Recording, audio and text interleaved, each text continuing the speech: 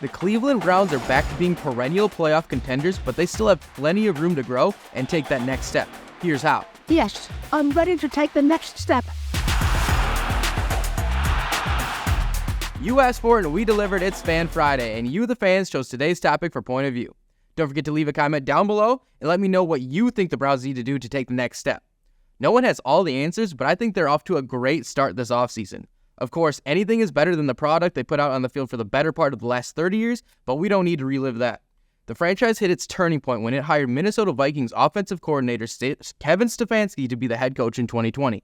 And while it isn't the cool thing anymore, Browns fans were pumped to hear how he would implement analytics into the franchise going forward. Here's Stefanski at his introductory press conference delivering the quote that got fans excited. I'm looking for any edge we can get on game day. And certainly analytics, I know, is another buzzword out there, but we're looking to make informed decisions. So as a play caller, or whether it may be in player evaluation, information is power. So we like to have a lot of information that informs our decisions. So I think what our setup that we have, and meeting with the guys this morning was incredible. I think we're well on our way where we can provide impactful information to our coaches, to our personnel department that can really, again, help the product in terms of wins and losses. For most teams, this wouldn't be groundbreaking. But with Cleveland, it's different, and it proved to be different from year one. They won 11 regular season games and picked up a postseason win for the first time since 1994. So with the right guy in charge, the Browns finally turned the page and entered their next chapter, leading to the front office going all in by trading for and signing Deshaun Watson to a 5-year, $230 million fully guaranteed deal prior to the 2022 season. A lot of money for sure, but a good move strictly for football reasons. He was a 3-time Pro Bowler and led the league in passing yards before his hiatus, so I understand taking a shot at him, even though he had to serve an 11-game suspension to begin his tenure. And even without their starter for a majority of that season, the Browns managed to rattle off 7 wins. Can't complain about that with those circumstances. And 2023 was supposed to be the year where everything came together, but injuries struck and Watson played just 6 games. They went 5-1 with Watson as the starter and 6-5 without him. But of course, Joe Flacco, who was signed in November, was a saving grace and balled out to end the season, just proving the Browns are taking those next steps forward across the entire organization. And even though Flacco was in town for a short period of time, the culture and fans made a lasting impression. Here's what he said after the wild card loss to the Texans. When the city embraces you and the team the way they have, you definitely want to, you want to do big things, mostly for your teammates because those guys, like I said, have been incredible. But it's hard not to feel the way the city rallied around the group of guys in that locker room.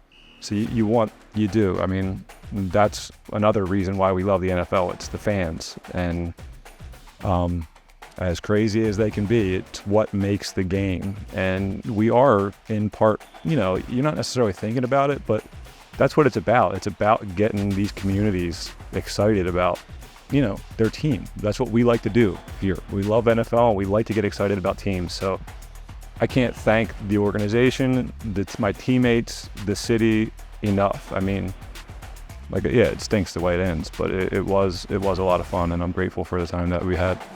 Now we're in the latter stages of the offseason, and training camp is just a couple of months away. Just about everyone in the league has reason for optimism, but the Browns are more legit than most.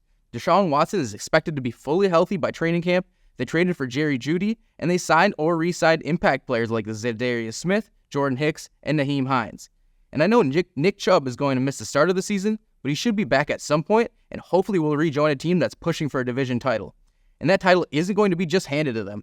They have to make the right moves to get to the top as an always competitive AFC North. The Steelers reloaded with Russell Wilson, the Bengals should have Joe Burrow back, and the Ravens are still the Ravens. But none of those teams have proven to be untouchable by any means, and Cleveland can take advantage. Priority number 1 has to be keeping Watson on the field, which should be aided by the tackles getting healthy and the Browns continuing to put out the best guard duo in the league. No team can make it to the mountaintop without their starting QB. They also have to repeat the defensive performance from last season.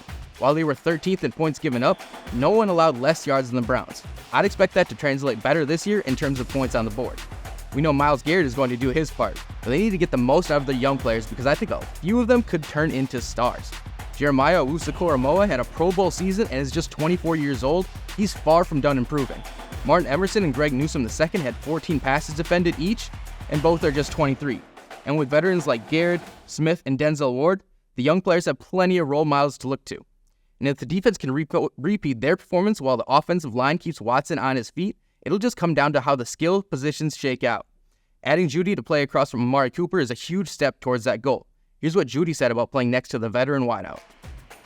I'm excited to play with Coop. Like I said, I've been watching it for a long time. So, me studying him, me watching him and actually studying him made me become a better player. So now actually being next to him and actually hear his opinions on things, on how to run certain routes is going to help me impact me extremely well. So I'm excited to see how this thing go.